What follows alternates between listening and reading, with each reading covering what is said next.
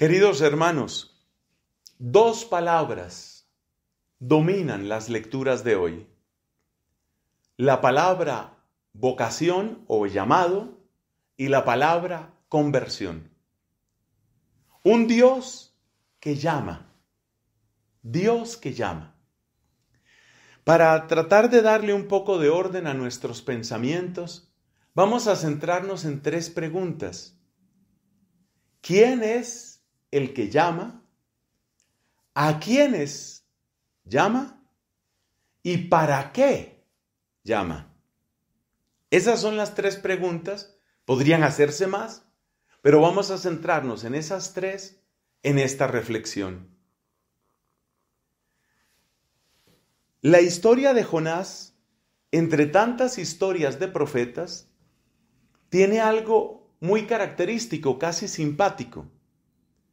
Y es que Jonás es algo así como profeta a pesar suyo. Jonás no quería ser profeta. Pero si luego miramos, eso mismo le sucedió a muchos otros. Cuando Dios llama a Moisés, lo cual se cuenta en el capítulo 3 del libro del Éxodo, Moisés sale con unas disculpas, que no sé hablar, que no me van a poner cuidado. Cuando Dios llama a Jeremías, dice, no, yo soy demasiado joven, yo soy un muchacho.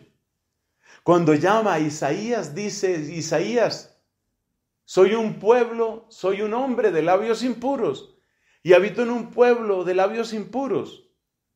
¿Cómo voy a ser digno con esta boca que ha dicho tanta impureza, que ha dicho tanta barbaridad, ahora hablar de la palabra de Dios?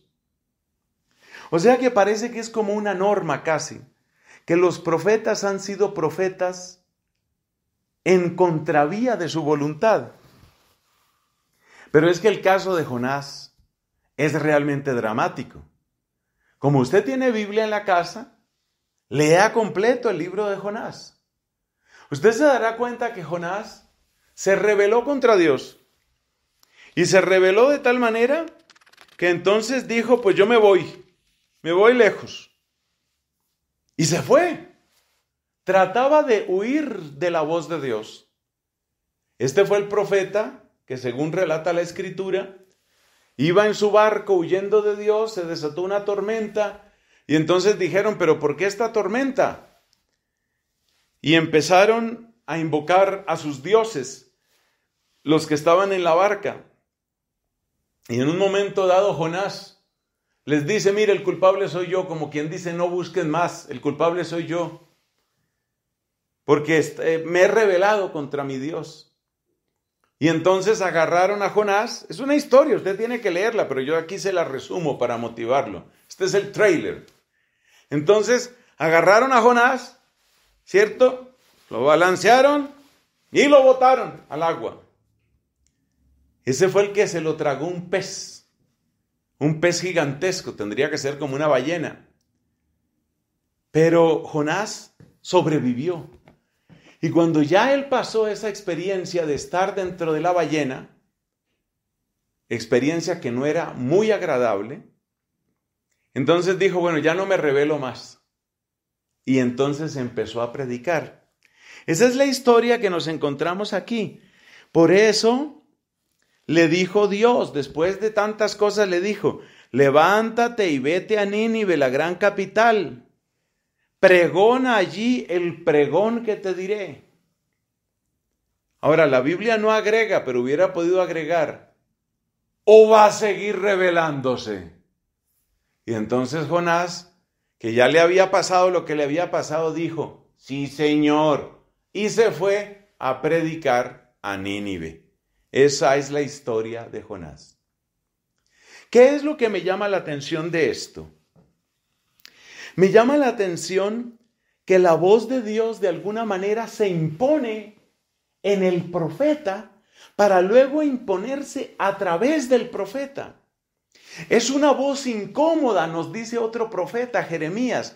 Él dice, yo trataba de no hablar porque se le venían tantos problemas a Jeremías, le pasaban tantas cosas a Jeremías por su oficio profético, que él dijo, no, yo ya me voy a economizar problemas, yo ya no voy a hacer más esto.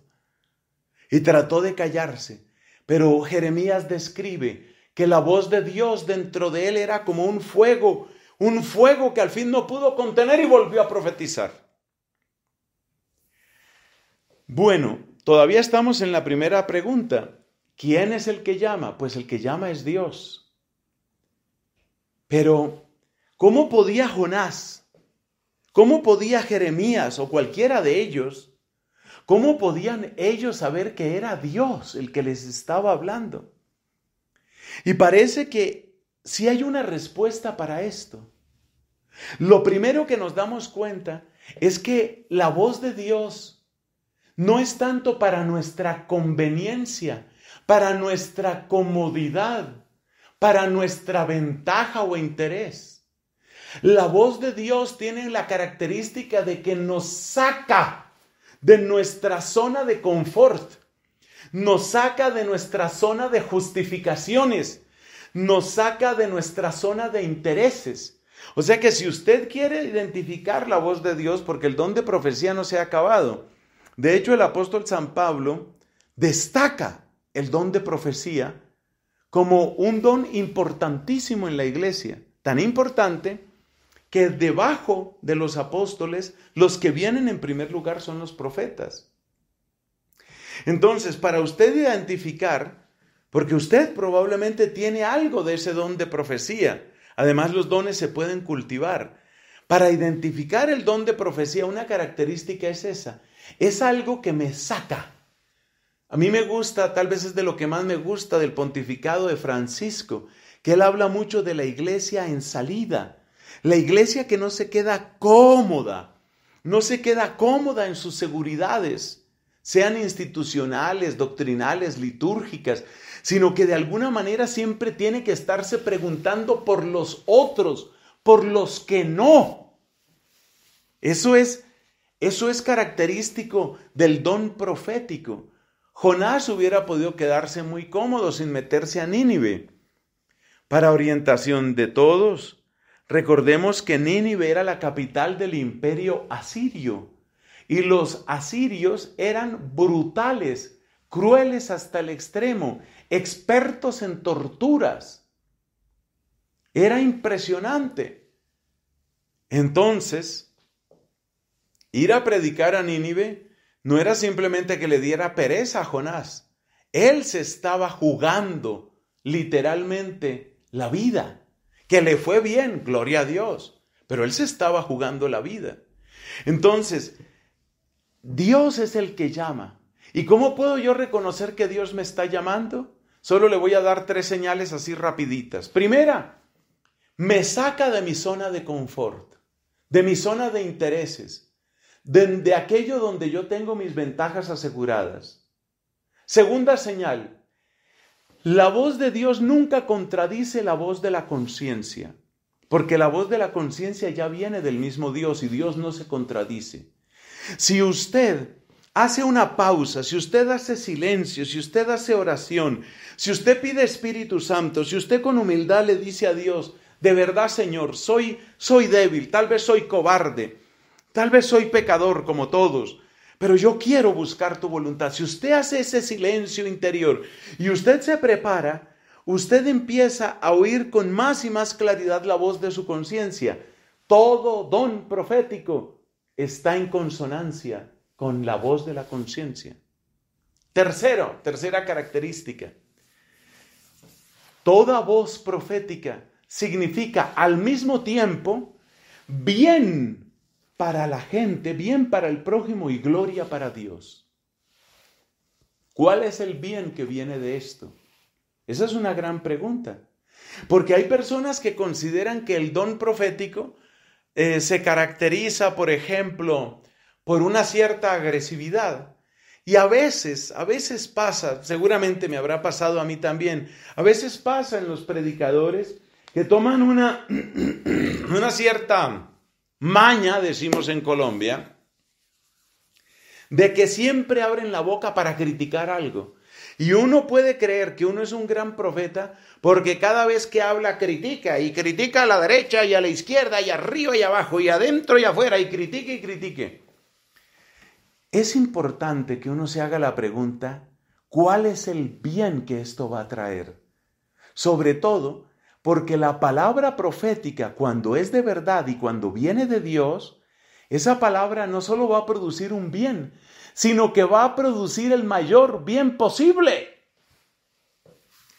A mí me llama la atención un santo que no tendrá celebración litúrgica este año porque le corresponde el 31 de enero. 31 de enero es domingo, o sea que no habrá propiamente celebración litúrgica de San Juan Bosco. San Juan Bosco, ahí donde ustedes lo ven, era un hombre que tenía dones proféticos muy grandes, a través de sueños, de visiones, de oraciones, de inspiraciones. Ahí donde usted ve a Juan Bosco. Y Juan Bosco, escribiéndole a sus hermanos salesianos, les decía, oiga esta frase de Juan Bosco, a veces es fácil soltar un torrente de palabras, por ejemplo, para corregir a un muchacho. Y les enseñaba Juan Bosco, una cosa es que usted quiere desahogarse y otra cosa es que usted quiere el bien del muchacho. Fíjese, sabiduría de Juan Bosco. Una cosa es que usted quiere desahogarse y otra cosa es que usted realmente está buscando el bien de la persona.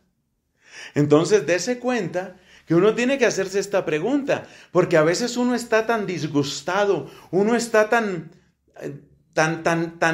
iracundo, tan envenenado, decimos a veces, uno está tan envenenado por algo que entonces uno lo que quiere es uno desahogarse, sea con un pariente, sea con los feligreses, sea con un hijo, sea con la esposa, sea con el esposo. Pero usted no está buscando el bien de la persona. Usted lo que quiere es desahogarse. Entonces, 3 criterios muy importantes sobre el don profético para que sepamos cuándo Dios nos puede estar hablando. Porque Dios sigue hablando. Y Dios habla mucho a los papás, a las mamás, a los sacerdotes, a los misioneros, a los catequistas.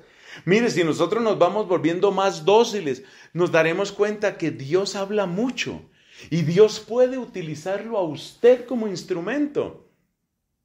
El don profético no es superabundante, pero tampoco es escaso. Usted puede pedir esa palabra del Señor, pero tenga en cuenta entonces estas 3 características. No es algo que lo confirme a usted en su comodidad, en su conveniencia, en sus ventajas, en sus intereses. Casi lo contrario, es como un sello del don profético que lo saca de usted mismo, lo pone en situación incómoda. Segundo, el don profético es un don que va en consonancia con la voz de la conciencia. Y por eso, cuanto más pura y formada sea nuestra conciencia, mejor el don profético. Si la persona lleva una vida de pecado, una vida escandalosa, muy probablemente lo que él estima como palabra que viene de Dios es simple y llanamente, que es lo que a él le conviene. Y no se da cuenta porque uno embrutece su conciencia si permanece en el pecado. Y tercero, tenga en cuenta que el verdadero don profético siempre trae gran gloria para Dios y gran bien para la gente. No cualquier bien, gran bien para la gente. Y por eso hay que tener mucho cuidado con que uno esté simplemente desahogándose. Como ya decía uno de esos antiguos romanos, decía, recuerda que muchas veces tienes tú más ganas de hablar que la gente de oírte. Entonces, cuidado con eso.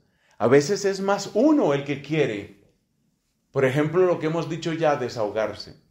Entonces, ¿quién es el que habla? El que habla es Dios. ¿Y cómo puedo reconocer su voz, sobre todo en esta clave profética? Con esas líneas que hemos indicado.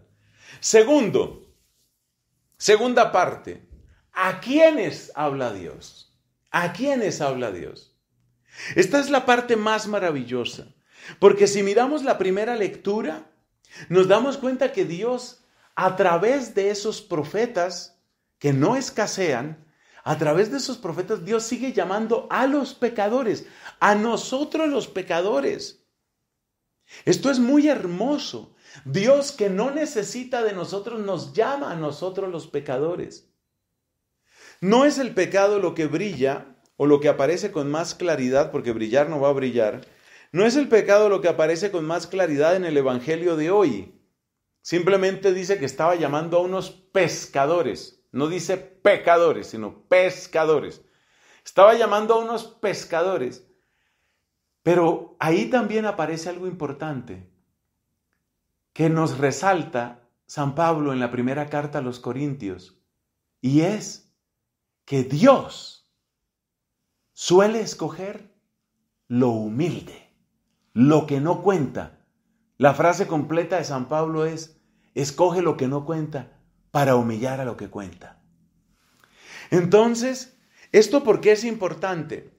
Porque nos muestra que Dios es compasivo en primer lugar, y en segundo lugar, que Dios siempre tendrá una palabra para el pecador, siempre, siempre. Aún el que llegue al extremo del pecado y de maldad, aún el que cometa la peor de las faltas, en el sentido de que parece que no tiene remedio, la persona que se suicida, aún a esa persona Dios le hablará en el último momento de su conciencia. Dios nos ama, Dios nos busca, su palabra es perseverante, su palabra podemos decir que nos persigue. San Pablo les decía a los filipenses: ahora yo persigo a Cristo porque Él me persiguió primero, habiendo sido yo alcanzado por Él. La palabra que nos persigue y nos persigue hasta que nos alcanza. La palabra nos alcanza. Entonces, veamos en la palabra de Dios, especialmente este domingo de la palabra, veamos esa ternura de Dios que es obstinada en buscarnos y en alcanzarnos. ¿Y para qué? Pues, como dice San Pablo en la carta a los Efesios capítulo 1, para que seamos santos e inmaculados en su presencia por el amor. En primer lugar, como dice el mismo Pablo en Colosenses, para arrancarnos del dominio de las tinieblas. Para eso me habla Dios, para arrancarme del dominio de las tinieblas. Segundo, para que yo sea santo e inmaculado en su presencia por el amor. Tercero, Dios me habla para que yo sea libre de las idolatrías y de las ataduras de este mundo. Porque este mundo, de muchas maneras nos atrapa, nos agarra, nos encadena. ¿De qué modos? Bueno, a través, según la enseñanza de San Juan de la Cruz, a través de miedos y a través de placeres. Miedos y placeres, placeres y miedos nos van gobernando la vida. Y así el mundo nos atrapa. Ese es el sentido de la segunda lectura. ¿Se acuerda que dijimos que íbamos a comentar algo de la segunda lectura? Ese es el sentido de la segunda lectura. Por eso San Pablo dice: mira, si tienes algo, no te aferres tanto a lo que tienes. No te aferres tanto. Por eso dice: los que tienen como si no tuvieran. Los que tienen esposa como si no la tuvieran. Eso no significa que lleven vida solteros, cuidado. Los que tienen esposa como si no la tuvieran. Los que disfrutan de este mundo, hombre, que me va muy bien, que está muy bien todo, yo saludable, grandes negocios, todo me funciona. Si disfrutas del mundo como si no disfrutaras de él. ¿Por qué nos advierte San Pablo esto? Porque el mundo es pegajoso, el mundo es pegajoso. Y por eso también han dicho varios santos, entre ellos San Ambrosio, y después de él muchos siglos, San Alfonso María de Ligorio. Por eso nos dicen que uno tiene que prepararse para la muerte. Uno tiene que prepararse para la muerte. Aquí tengo que aludir, por supuesto, a mi amado padre, al que todos llamábamos Chicho. Si yo reviso los últimos meses, podría decir años, pero sobre todo los últimos meses, Fue un proceso que se fue acelerando. Como Dios lo fue desprendiendo de todo. Y lo fue apegando más y más, lo fue uniendo cada vez más, solamente a su voluntad. ¿Por qué es necesario muchas veces este proceso que puede ser largo? ¿Por qué es necesario? Porque estamos muy aferrados al mundo, muy aferrados al mundo. Por eso, mis hermanos, por eso es difícil, por eso es duro. Entonces, ¿quién nos llama? Nos llama Dios. Y hemos hecho un pequeño desarrollo sobre el don profético. De verdad, confíen en el don profético, pídanlo. Pídanlo, mire, le sirve para su matrimonio, para su familia, para su trabajo. Pídanlo, pidámoslo, nos ayuda, nos sirve. Si usted pertenece a una comunidad, llámese por ejemplo familia espiritual, pida don profético para que usted pueda tener el mayor acierto posible en las decisiones. Usted tiene un equipo de trabajo, pida don profético. No todos los dones proféticos van a ser extraordinarios. Pueden ser simples inspiraciones, pero en esas inspiraciones también está Dios. Se lo digo yo porque lo he vivido. Lo he vivido en mi comunidad dominicana, lo he vivido en mis clases, lo he vivido en dirección espiritual, lo he vivido con familia espiritual, lo he vivido muchas veces. Y yo, por supuesto, soy un pecador, pero yo lo he vivido. ¿Quién llama? Dios. Y hay que pedir don profético. ¿A quiénes llama? A nosotros los pecadores. Dios nos llama porque es compasivo. Dios nos persigue con su palabra, que es expresión de su ternura y de su amor. Tercero, ¿para qué nos llama? Primero, para arrancarnos del dominio de las tinieblas. Segundo, para que seamos santos e inmaculados en su presencia por el amor. Y tercero, para que el mundo no nos atrape. Porque el mundo quiere que tú te quedes sin eternidad. Es decir, el mundo quiere que tu eternidad sea una desgracia. La eternidad la vas a tener. Eternidad feliz o eternidad triste y desgraciada. Entonces el mundo te quita la eternidad. El mundo te quita el premio. Qué hermoso ver morir a los mártires y ver cómo ellos van con esa paz, con esa tranquilidad, con esa certeza de la que nos habló San Pablo. Ahora me espera la corona que el Señor justo juez tiene reservada para mí, y no solo para mí, sino para todos los que aguardan con amor su venida. Hermanos, es poderoso el llamado de Dios. Que Él se haga sentir en nuestros corazones. Que ese llamado lo sintamos, porque cuando llega ese llamado, todo cambia. Mira, cuando a uno le están insistiendo, cuando a uno le están hablando otras personas, ¿no?